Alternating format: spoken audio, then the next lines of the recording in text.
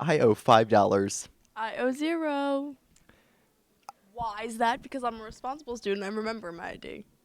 Okay, it was an accident, but yeah, I need to get an ID. So now I owe $5. And all kinds of other debt. So you have to owe the $5 debt for your ID. You probably lost your library books. You probably lost your textbooks. You're going to be paying like a small fortune. Yeah, crazy. So, where do you take that money? I don't know. I don't know either. I don't have to pay it, so I don't have to worry about it. Oh, ouch. Yeah, that kind of hurts. Yeah, so why is Mr. Swalbach here? Because he handles the library book debt. Say hi, Schmolly. Hi. I love Mr. Schmolbach. Yeah, so how much does the average library or textbook debt cost? Well, that's Well, it depends on if it's library or textbook. Library books are like $10. Textbooks can be as much as $80. But what we want is just to get the books back. But we have one way to get to you guys, and that's graduation. You want graduation tickets? I want my books, or I want my cash. Oh, I think you guys are getting threatened out there. He wants his money. Yeah, bring him his money.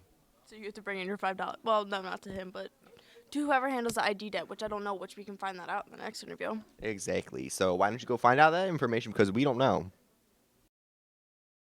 Hi, my name is Siani, and today I'm here with Ms. Dunstan. Today we're going to be talking about student debt. So what is student debt? Good morning, Siani. Student debt could be any debt that a student incurs while they're in school. Okay, and what happens if you don't pay this student debt? Well, student debt, if students don't pay their debt, they will not be allowed to purchase tickets for prom, junior prom, or senior prom. And senior debt has to be paid before a student graduates also. Okay, so how can students go about paying for this? Usually when a student owes a debt, there's something mailed home, and it'll come, especially for ID debt, something will come from Ms. Henning and myself, and it will list the amount of debt and the dates that the student got the debt. Okay. And it'll list the amount too. Okay, and is there a maximum amount that a student can go to, or? Well, there is not.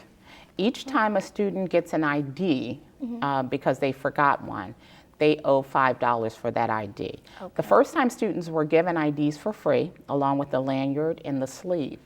But after that, each additional ID, if the students didn't pay it right away, they owe a $5 debt for it. Okay, So say, for instance, you lost your ID 5 times, and you came in the morning and you had to come around to the front because you have to wait for all the other students with IDs to come in. Then you come to the front, and then you have to see Mr. Evans to get an ID. If you did that 5 times, you owe $25. I see.